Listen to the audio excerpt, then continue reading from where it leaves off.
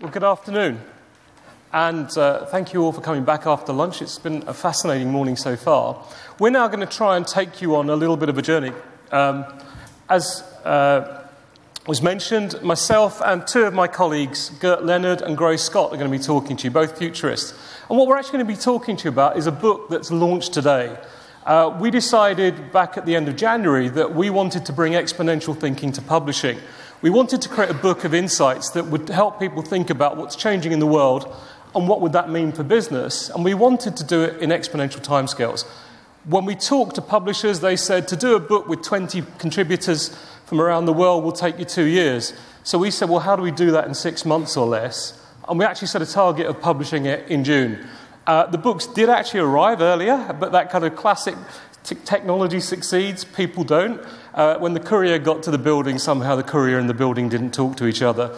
So the books are now heading back up the M25 somewhere. So hopefully they will be around somewhere. Anyway, and what we're really going to do is to share some of the ideas coming out of this book. I'm going to start off by giving you a broad picture of the landscape.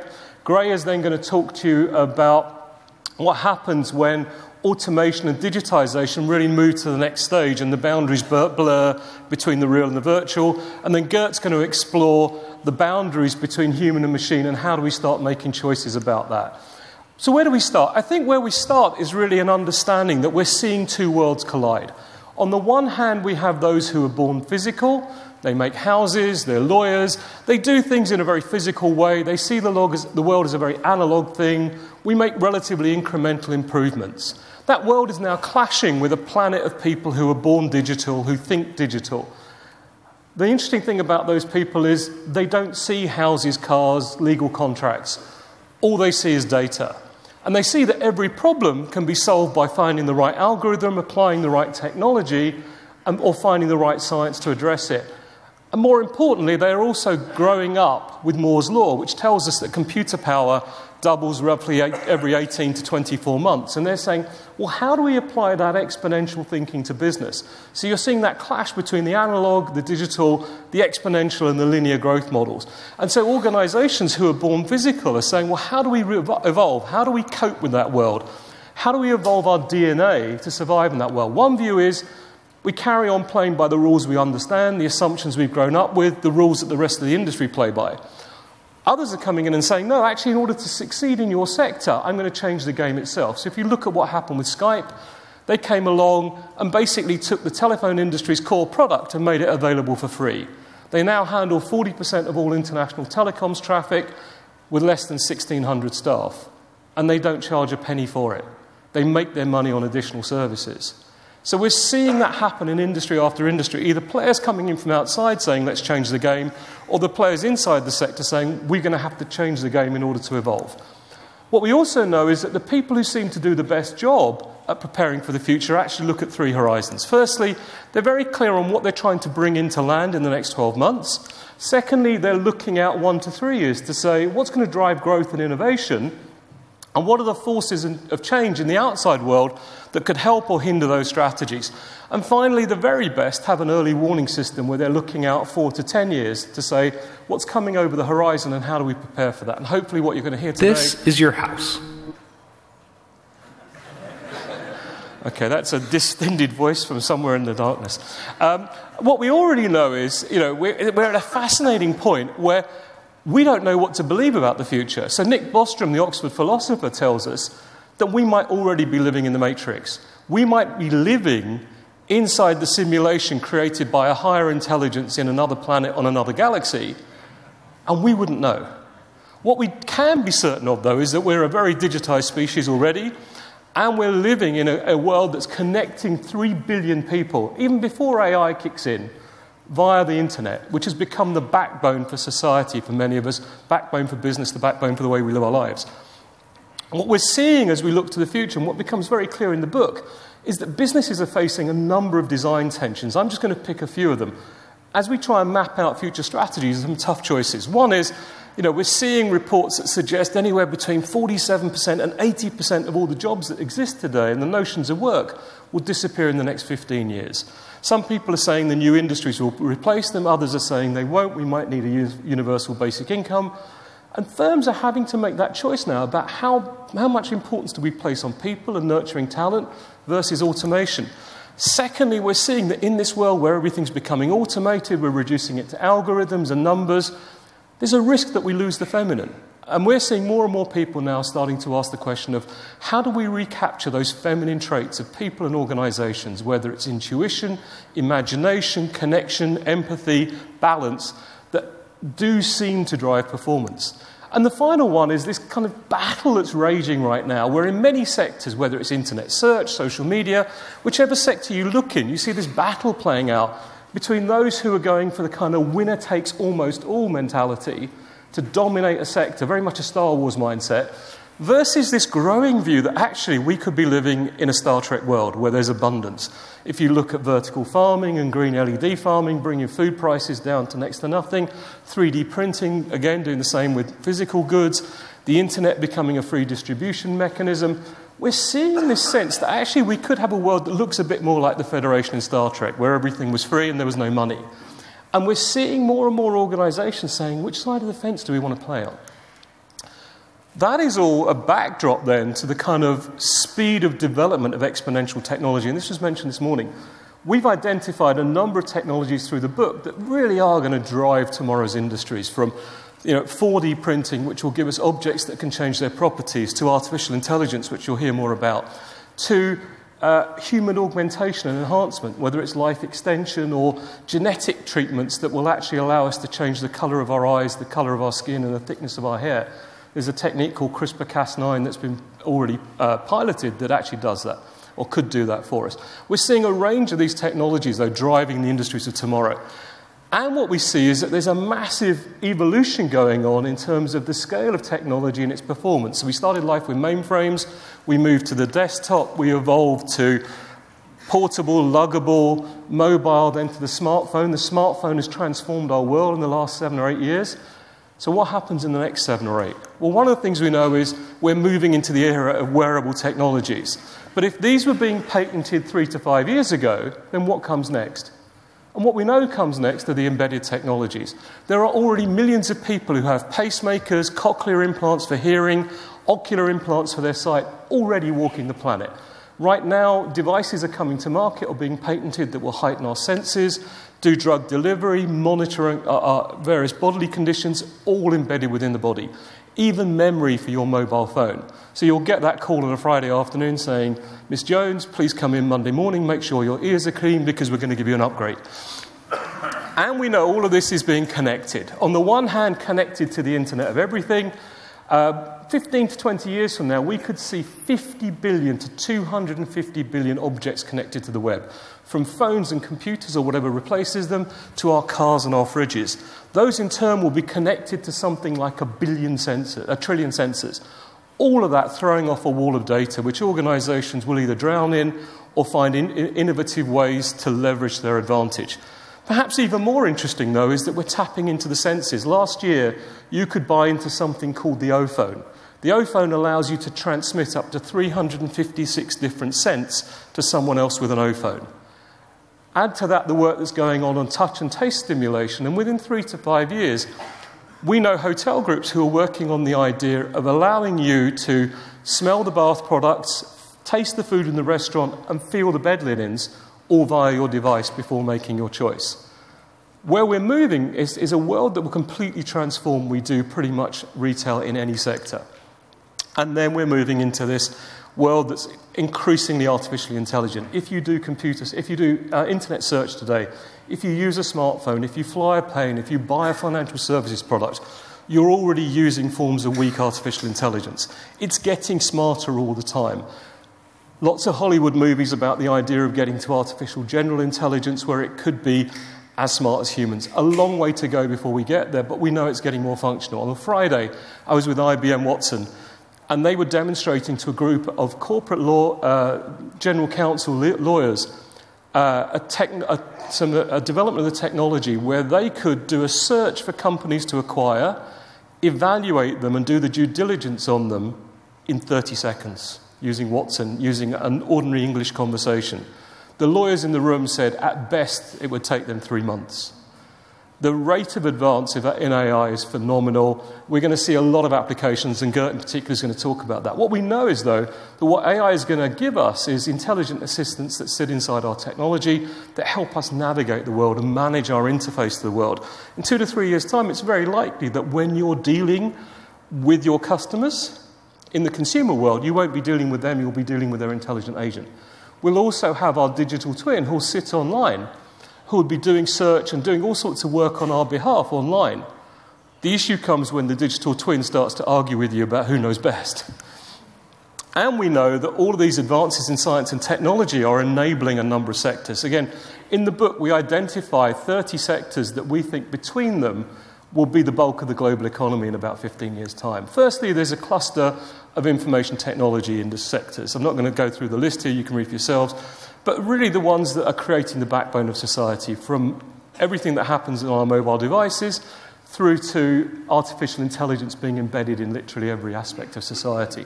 Secondly, there's a whole bunch of technologies that will transform the way we do construction, from rapid construction to using biomimetic principles to design tomorrow's buildings. We also know that there are a number of sectors that are ripe for transformation. The classic one, for example, being infrastructure.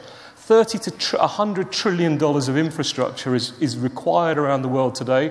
We know we have to speed up the processes and cut the cost of delivery. Transformation of that industry could be phenomenal. A fourth sector is everything that's going to power our planet and clean up the environment and protect the environment. And again, these are trillion-dollar industries in their own right. The next are a set of citizen-focused services and the things that will provide our domestic infrastructure. For me, the most interesting ones are the ones around the human, things that will augment our bodies.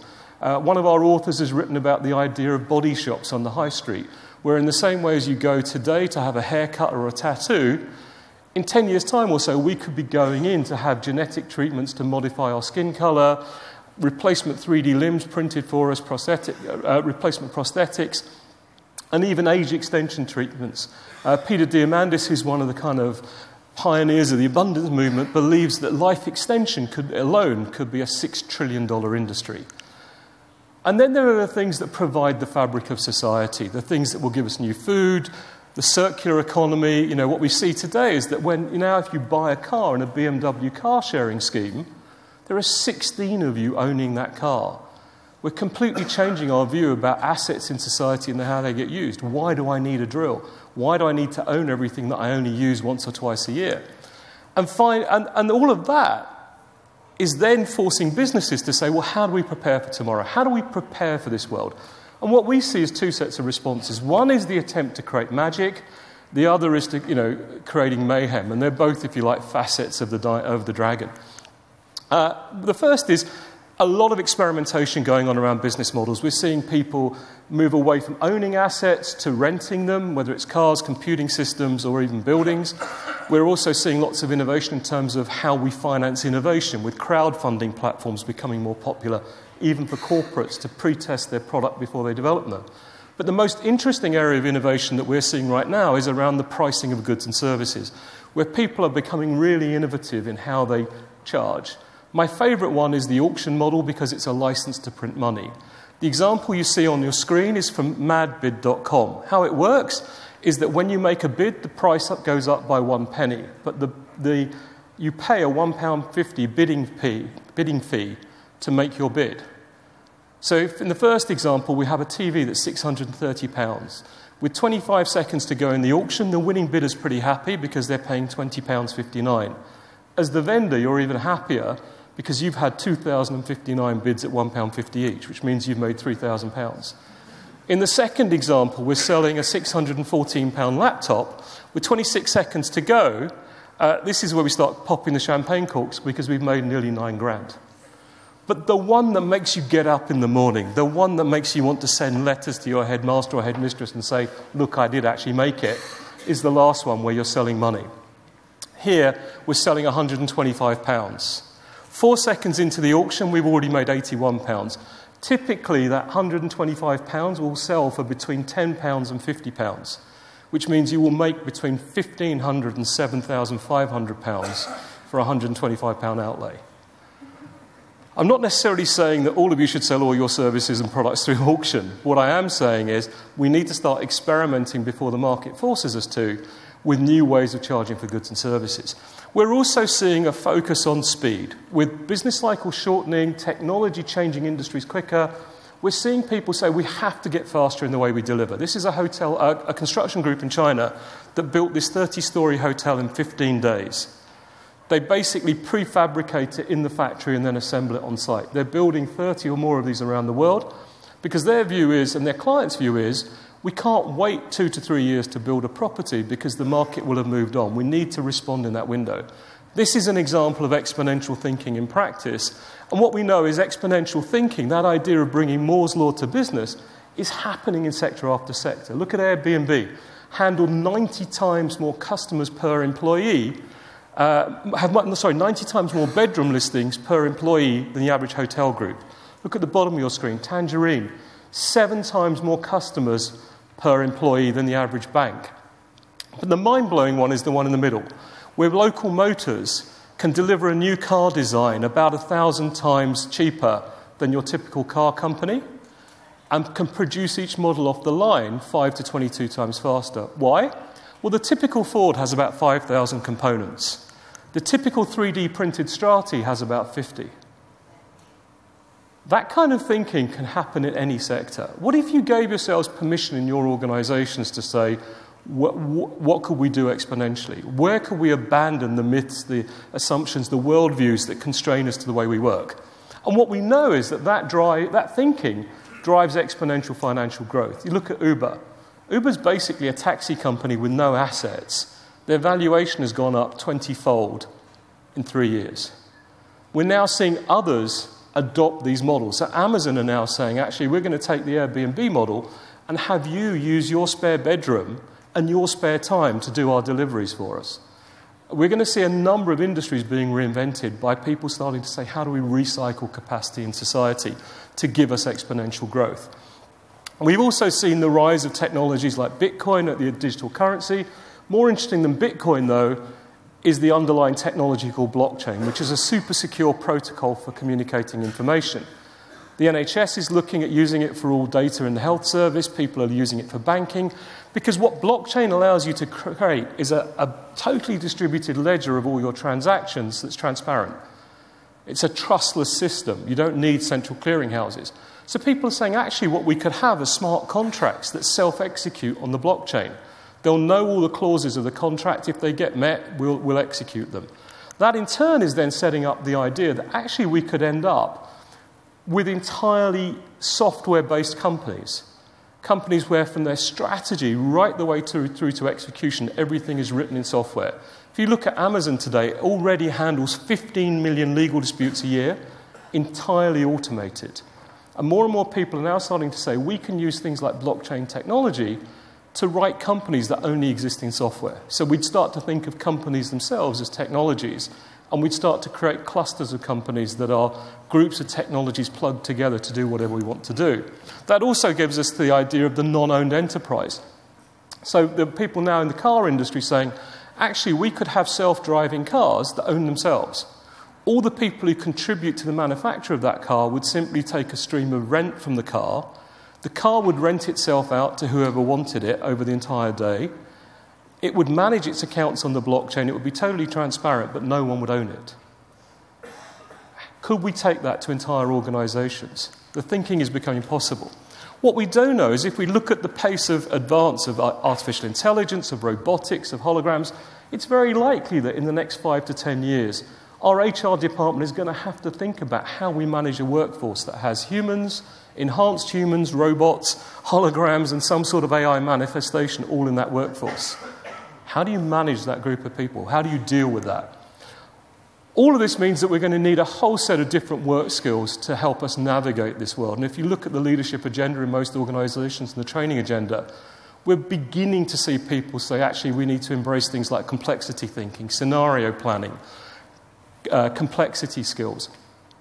And what we know is that it doesn't end there. Because if you look at all the research that's going on, the next wave of advances beyond what I've just talked about are the point where we start to be able to read the content of our brains and write to the content of our brains. And a number of projects are working on this, with the potential of actually uploading our brains to the internet as a backup. The really interesting thing, though, is that the internet and silicon communicates information about 1,000 times faster, about 1 million times faster than we can do inside our heads. Which means you could actually put that brain to work for you, to work in parallel to your physical one. Again, there's that issue of how we reconcile the two of them when they start to disagree. All of this lends us to what people talk about as the singularity, the point where we start to network our brains and create the Internet of Brains. So my time's up. I hope it gives you some feel of just kind of where the world is moving, some of the forces that are shaping that world. But what we do see is that these changes are driving some tough choices for business about what are we going to be in the future, how do we want to behave in the marketplace, what is our financial orientation between control and abundance, what is our approach to talent in the world we're moving into, and then how do we organise ourselves behind that, the technology, the processes, the structures to make that possible. So I hope that's made some sense and given you a little bit of food for thought.